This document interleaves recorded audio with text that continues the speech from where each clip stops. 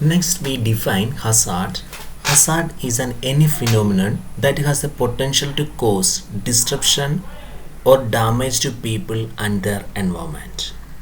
A hazard is a natural event while the disaster is its consequence.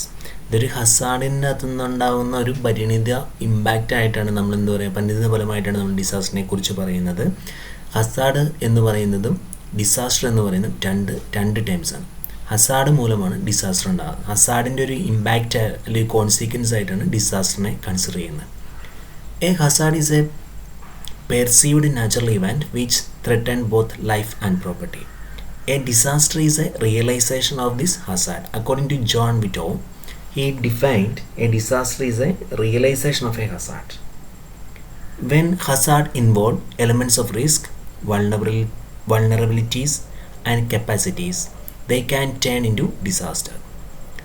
Hazards may be inevitable, but disaster can be prevented.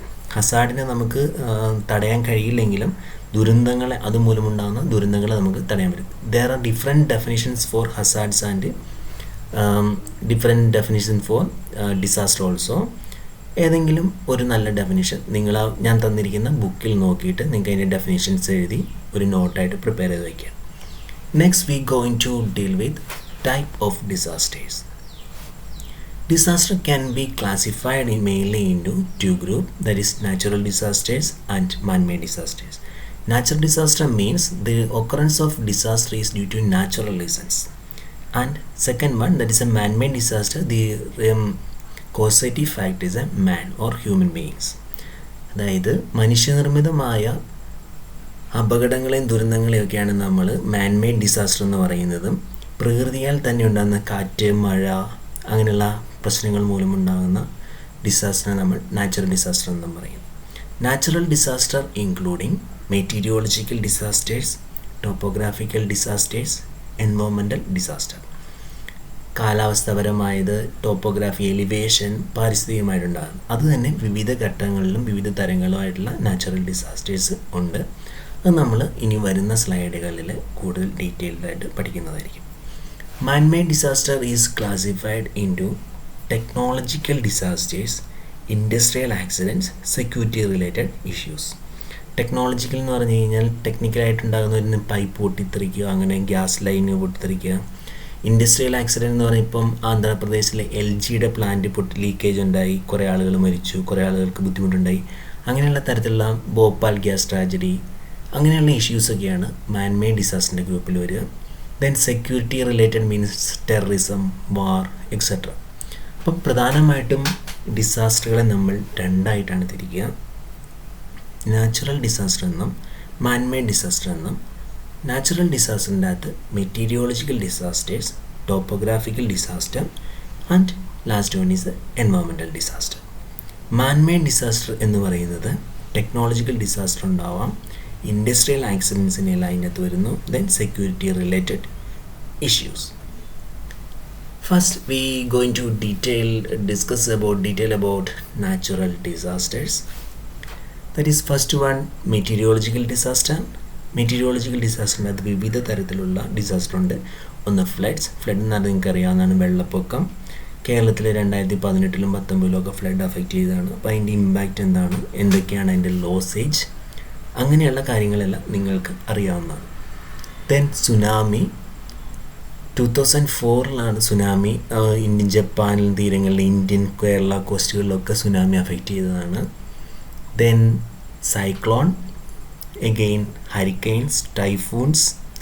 Cyclone, hurricane, typhoons ഇതെല്ലാം common ആയിട്ടാണ് ഇപ്പോൾ കേരളത്തിൽ, ഇന്ത്യയിലൊക്കെ affect ചെയ്യുന്നുണ്ട്. പക്ഷേ ഇതിന് പേര് ചുഴലിക്കാറ്റുകളാണ്. അതിന് ഓരോ സ്ഥലങ്ങളിലും ഓരോ പ്രത്യേകതകൾ മൂലം പല പേരുകളിൽ അറിയപ്പെടുന്നതാണ്.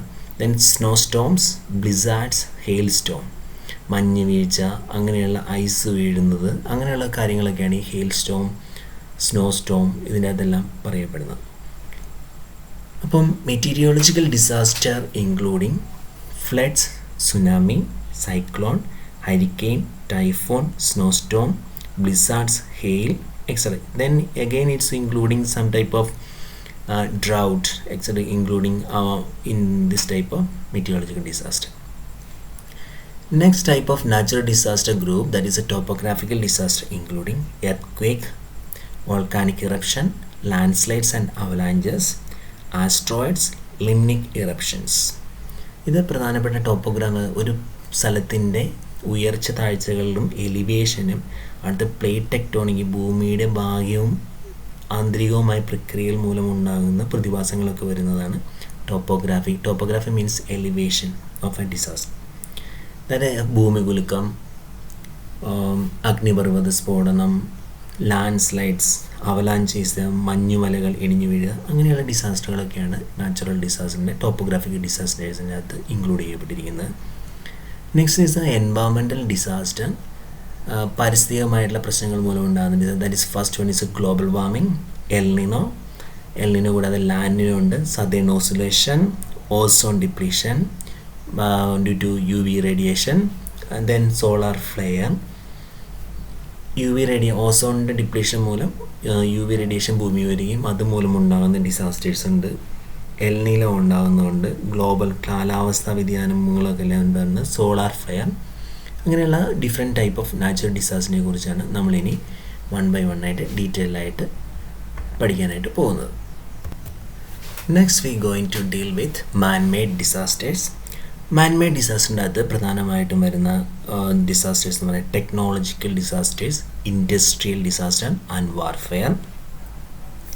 ടെക്നോളജിക്കൽ ഡിസാസ്റ്റർ എന്ന് പറയുന്നത് മനുഷ്യൻ നിർമ്മിക്കുന്ന എന്തെങ്കിലും ഒരു എക്യുപ്മെൻറ്റ്സ് അതിൻ്റെ ഫെയിലിയർ മൂലം ഉണ്ടാകുന്ന എക്സാമ്പിൾസാണ്. ഫോർ എക്സാമ്പിൾ പറയാൻ ട്രാൻസ്പോർട്ട് ഫെയിലിയർ, ഒരു ട്രെയിൻ മറിയുക അല്ലെങ്കിൽ ട്രെയിൻ പാളം തെറ്റുക, അങ്ങനെയുള്ള കാര്യങ്ങൾ. ദെൻ പബ്ലിക് ഫെയിലിയർ, ഫയർ, എവിടെയെങ്കിലും തീപിടുത്തം ഉണ്ടാകുക, ഹ്യൂമൻ എറർ മൂലം, അതൊക്കെ വരുന്നതാണ് ടെക്നോളജിക്കൽ എറർ എന്ന് പറയുന്നത്. Next is the industrial disaster, that including chemical spill, ഏതെങ്കിലും ഒരു രാസവസ്തു ലീക്ക് ചെയ്യുകയും അത് ആ പ്രദേശം മുഴുവൻ വ്യാപിപ്പിക്കുകയും ചെയ്യുന്നത്. അതിന് എക്സാമ്പിളാണ് ഭോപ്പാൽ ഗ്യാസ് ട്രാജഡി. എന്നാണ് ഭോപ്പാൽ ഗ്യാസ് ട്രാജഡി ഉണ്ടായതെന്നറിയാമല്ലോ? എന്നാണ്? Okay, next is a radioactive spills. Radioactive spills means റേഡിയോ ആക്റ്റീവായിട്ടുള്ള ന്യൂക്ലിയർ റേഡിയേഷൻസ് വരുന്ന, അല്ലെങ്കിൽ ന്യൂക്ലിയർ പവർ പ്ലാന്റ് കഴിയുന്ന, ന്യൂക്ലിയർ റിസർച്ച് നടക്കുന്ന റിസർച്ച് സ്റ്റേഷനുകളിൽ നിന്നൊക്കെ റേഡിയോ ആക്റ്റീവായിട്ടുള്ള കോമ്പൗണ്ട്സ് എൻവോമിലോട്ട് റിലീസ് ചെയ്യുകയും അല്ലെങ്കിൽ ആക്സിഡൻറ്റ് മൂലമാകാം, അങ്ങനെ പല രീതിയിൽ വരുന്ന പ്രക്രിയ മൂലം ഉണ്ടാകുന്നതാണ് റേഡിയോ ആക്റ്റീവ് സ്പിൽസ് എന്ന് പറയുന്നത്. അതിന് എക്സാമ്പിളാണ് 3 Mile island, Chernobyl nuclear disaster, etc.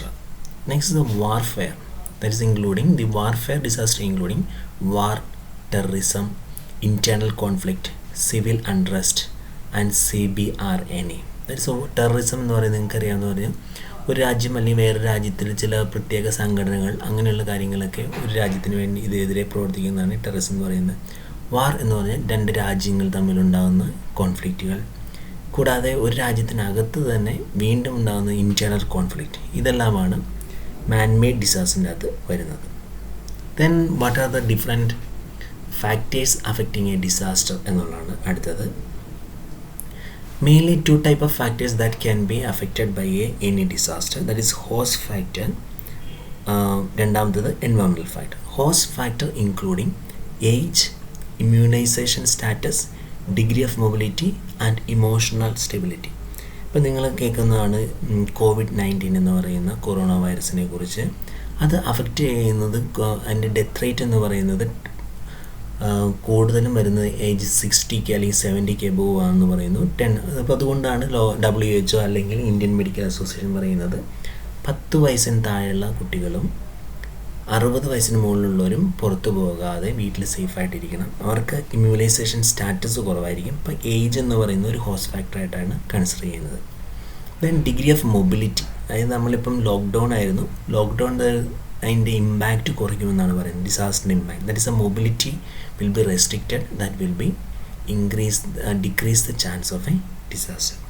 Then emotional stability.